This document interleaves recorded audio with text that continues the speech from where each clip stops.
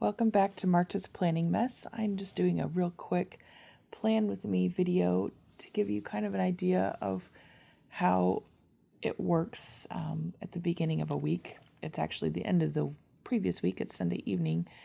I've been gone on a trip with a bunch of kids supervising, so I'm totally beat.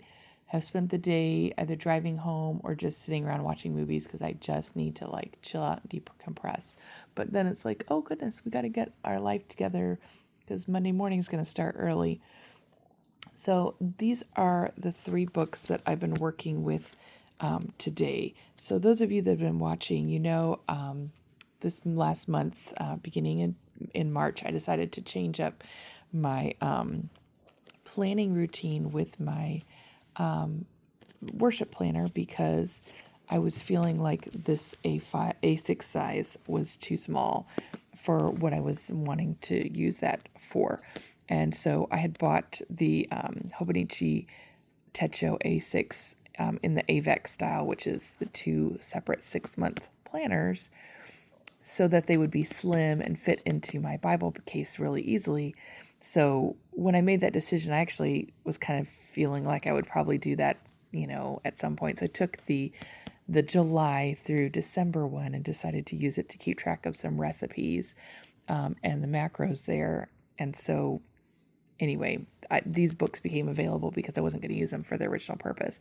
And the reason I chose to do this, I've heard of people using these for recipes, but I've always liked to keep my recipes in a disc bound journal because I can move things around, organize them, keep track of them alphabetically or by, type of recipe that they are. But this is not my main recipe book. This is just a way for me to keep track of my macros. And since I'm trying to hit certain macro goals per day, I decided that some of my favorite tried and true ones, ones that had like 30 plus grams of protein, which is kind of about a third of what I want per day, I wanted to keep them in here and reference them so it would make my meal planning a little faster. So I'm just going to show you what I did real quick here. We'll get into kind of how I do that in my other planner, but this is just a place to house recipes. So these start off with a yearly calendar. That's not useful for what I'm doing now, but this section here, it's kind of a yearly planning. If I was going to use this for a personal planner, I would probably use this to habit track and write the habits here and then mark them off per day. But what I'm using this for is an index. So because the planner goes July to December, they give you June. We're skipping that. But each day that I'm picking for my recipe, I'm writing it here and I'm writing down quick macros just so I can use this as an easy reference point. I need something with this much protein. Okay, what are my options? And hopefully the other things line up as well. So there's my breakfast ones. I've only got 3 in there right now because those I kind of cycle through those. I've got 7 lunches now, and I've got about 8 suppers. So I can look that up and see the specifics of what's there. And I put some tabs in here so I can get to them quickly. So I've gotten everything written down. If I'm going to have these waffles, it's this much of the waffle mix, this much water, this much yogurt, some honey, this many raspberries. These are what my final macros and calories end up being. So this is just kind of to make sure that I can easily figure out what I'm supposed to do for each of those things. So the tabs for each section, here's my lunch section, here's my supper section. And so those can kind of gives me a little bit more room to write out what I have rather than having to reference my FitnessPal on my phone. And I don't have space in my meal and fitness planner, which is a Hobonichi Weeks. So anyway, I'm not wasting this. I am repurposing it. So I'm excited. This is something that, as I fill it full of recipes, will go from year to year because these are kind of the tried and true favorites. Run out of room, get another one of these guys. Okay. So I've done that. Now I have done my meal my meal planning for the week already before I did the video, but I'll just give you a quick look through. So we're at week 11. So I went through, figured out some things. I'd planned some things last week, and because I left on that trip, I didn't end up eating them. Various things happened. So some things I could just copied over because they were left over from last week. A couple things I repeated, but I've gone through, and almost everything on here is something that I've got written in that book. I even, Thursday, I planned a bunch of stuff, and then I remembered, oh yeah, Thursday I have to go on the road, pick up my daughter. It's 9 hours on the road at least, not including any breaks or stops or picking her up. And so I have to do like 2 meals on the road pretty much. So I'm choosing to do breakfast. I'll take a smoothie with me and some links. And then we're going to stop at Panera. I'm going to get soup and baguette. So I figured out what that's going to be.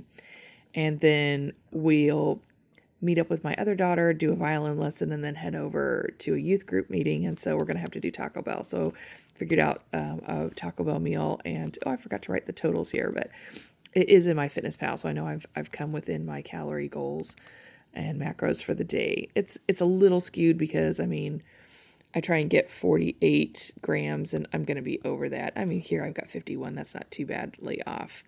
But anyway, it's as close as I can do for 2 meals at fast food. And then I don't have Sunday planned out yet because it's my shopping day and I might have leftovers I'm going to do. I don't know how that's going to all work out, but it's just roughly planned. And then as the week goes, I mark off the things in here. And this last week, again, I was on that trip, so I didn't even try and keep track. When other people are feeding you, you're at restaurants, it's just hard to keep track, especially if it's kind of like a buffet restaurant. So I'm just going to give myself grace and do what I did. So I need to plan all that out, which I'll probably do tomorrow. And I actually forgot to do last week. And this week I was so proud of because I made a plan and I stuck with it. And I pretty much hit my goals almost every day. So I can't wait to get that filled in and see how that chart lines up. So that's kind of how I do that. I was able to do this in probably an hour, 30 minutes to an hour. I was a little distracted doing other things too. And I had to keep replanning because I made the mistake of not sitting down with my actual planner and figuring out what I had to do for the week. So I'm kind of going to do that now. So this is Hobonichi Weeks for anyone that's curious. All right, in here, this is my Sterling Ink N2 vertical planner. It's about the same size as Hobonichi Weeks, but it has the opposite layout, which is vertical rather than being horizontal. And that's how I like to do my planning. So this is a Etsy leather cover for it that I modified by taking off the pen loop and punching a hole in here so I could have this elastic band, and I took the pen loop and made this leather part for the elastic band. So I've done a little modification to this to make it work for me. I like it as more of a traveler's notebook style. So we'll open up here to this week. So we're in March. I'm going to be teaching tomorrow and Tuesday, and we have a food fair at the school. Tuesday's going to be crazy. These days where I teach all day wear me out mentally, but then have to make a bunch of food. Thankfully, we're going to do it's an international food fair. So we've picked England. We're going to do afternoon tea. So my husband's going to do the sandwiches. He's going to do cucumber sandwiches and egg salad sandwiches. I'm going to do the scones and the cake. And I think lemon tarts are something that are traditional. So I might go with that because that might be the fastest way to do it. But anyway, I've got to prep for that. 2 busy days. Then I have a hot lunch day. And my daughter has an orthodontist, and I've got a committee meeting. So it's going to be a busy couple days. And then this day I'm going to be driving up to pick up my other daughter from school. And then and she has a doctor's appointment Friday. So we've got just busy week coming up. So I won't be able to get too much done besides those school things. So that's this past week.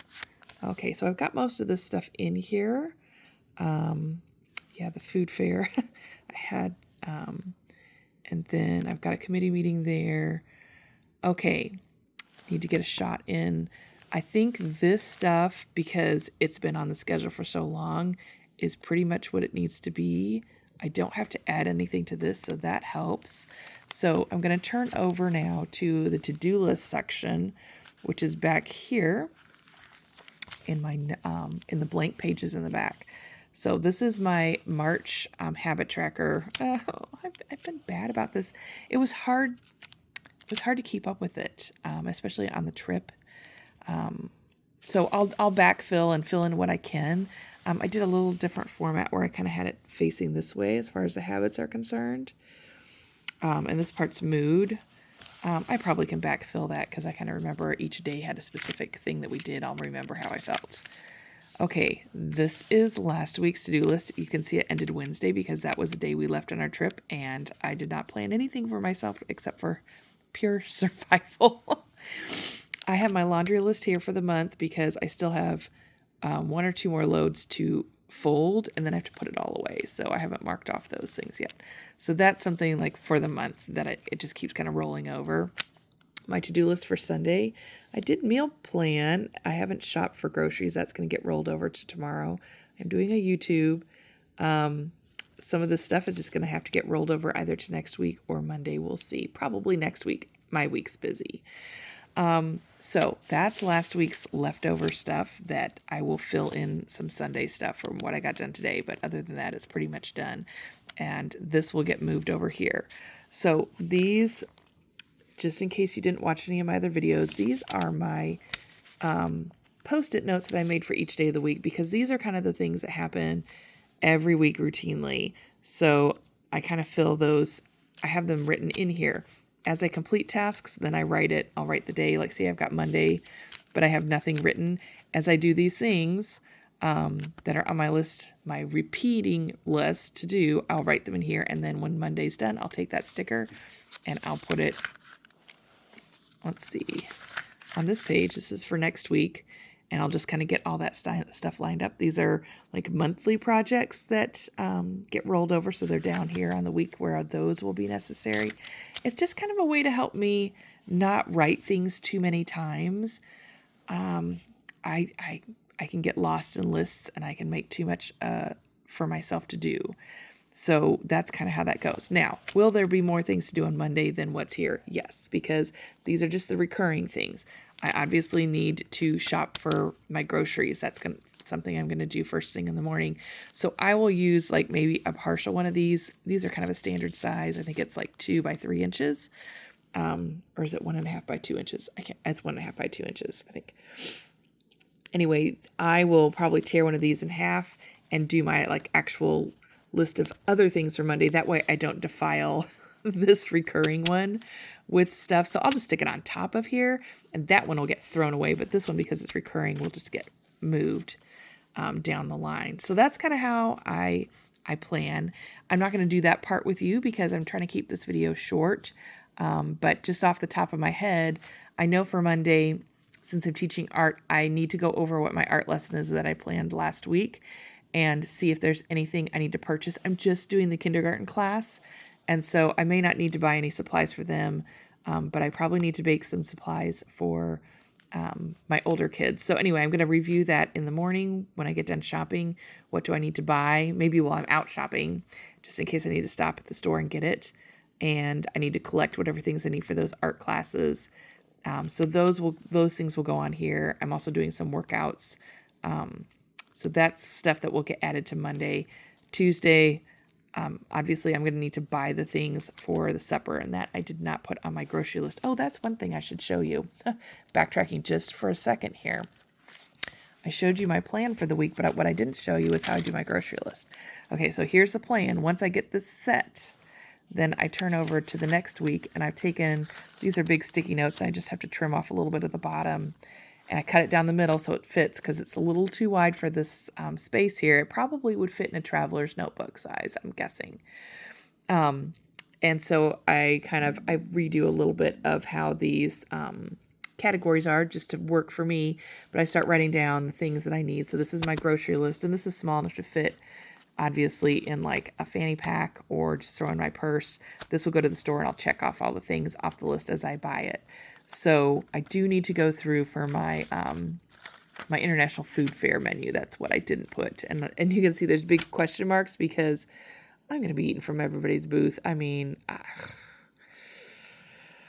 I'll try and keep track of what I do, but I'm giving myself grace on that day to support a fundraiser from the school and to try a bunch of fun international foods and deal with the consequences.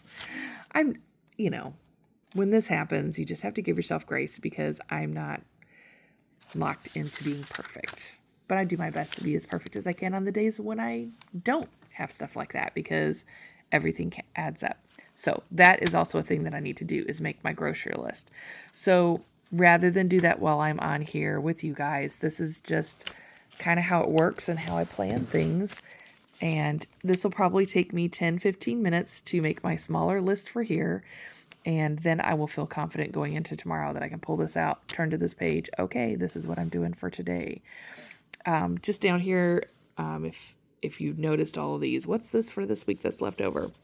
This is, again, recurring household chores. So I'm not going to work on household chores this week. Obviously not this week or next week because it's busy. So I'll just take that over here. I'll pick up on those and have a major clean for that one. Calls. This is one I can throw away because, let's see. Nope, I've got a few to-dos down here. I did the calls, but not the to-dos. Maybe I'll just rip this in half. It's easier to do with two hands, but since we're recording here, that's done. It's gone. But these are things, I need to collect my tax stuff. I want to get it dropped off. And I need to pick up a prescription. So these are things I would like to get done next week. Not sure it's going to happen. But I'll put it here just in the hopes that maybe Friday, when things get a little easier, I can do it. Okay, for my art class, okay, I have that one last thing to do. That should go on my Monday list. Actually, I'll stick it there because I'm going to rewrite it because most of that stuff I'm done with. And then these are, again, more recurring things like my memory keeper, like where am I at? I try and do it every week, but on crazy weeks like this and finances, I keep track of those things. If I get a week or two behind, the world won't end, but it's a way to kind of keep track and be like, oh, because I'm down here on we're going into week 11. So yeah, I've got to catch up on my memory keeping. But actually, I went through and I printed off stuff for these other weeks. I just haven't cut it out and put it in my memory keeper, so it shouldn't be too bad to catch up. But guys, this is kind of how it goes. When you get a week where you have some time, you do a bunch of stuff. And when you have a week that's busy, you just roll it over and say, we'll handle it later. So hopefully we can finish laundry. If not, those dry clothes sitting there that need to be folded, we'll just fluff them up and fold them the next week. And I can always put away the stuff that's already folded and just move on from there. You got to not be a slave to your to-do list. They're there as a tool, not as a slave driver. Anyway, hope that was helpful. I'm going to sign off here so I can finish up and hit the sack and hopefully have a good, productive, non-stressful week because I've thought through the things I need to do. Good luck to all of you out there. Hope this was helpful and gave you some ideas of how to do your planning.